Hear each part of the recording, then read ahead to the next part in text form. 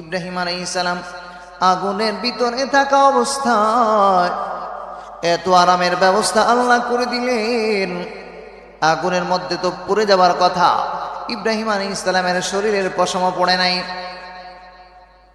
নমরুদ তার একটা জামা পরায়া দেয়, নমরুদের দেওয়া জামাটা মুহূর্তের মধ্যে আগুনে পড়ে যায়। আগুনের মধ্যে চলে যাওয়ার পর সমস্ত মানুষ ভেবেছিল, অপেক্ষা করতেছে ইব্রাহিম তো মারা যাবে, পড়ে ছারখার হয়ে যাবে।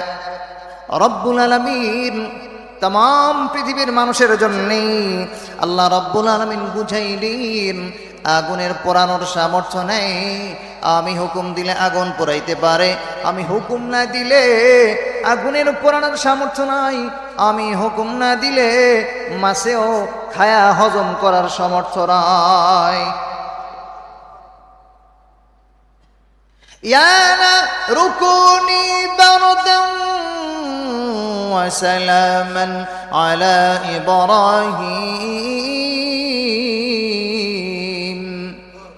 আল্লাহ রাব্বুল আলামিন আগুনের প্রতি নোটিশ জারি করলেন, আগুন রে আমার ইব্রাহিমের জন্য আরামদায়ক শান্তিদায়ক হয়ে যাও।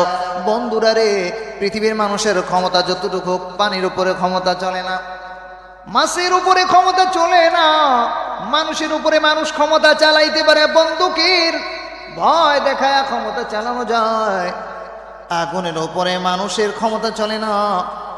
বোঝা গেল আগুনের ভিতরে যেহেতু নমরুদের আগুন ইব্রাহিম আলাইহিস সালামকে পোড়াইতে পারে নাই, ওই যুগের মানুষগুলো দেখে দেখে বুঝতে পেরেছেন ইব্রাহিমের খোদার কথা মিথ্যা না, নমরুদ ভণ্ড, আমার আল্লাহ একমাত্রই আল্লাহ।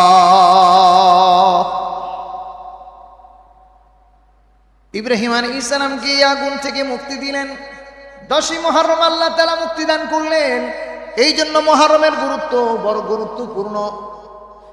আরো নবীদেরকে আল্লাহ তাআলা ঝামেলা থেকে মুক্ত করলেন, যে কারণে মুহাম্মদুর রাসূলুল্লাহ সাল্লাল্লাহু আলাইহি ওয়াসাল্লাম মুহররম মাসে রোজা রেখেছিলেন। নূহ আলাইহিস সালাম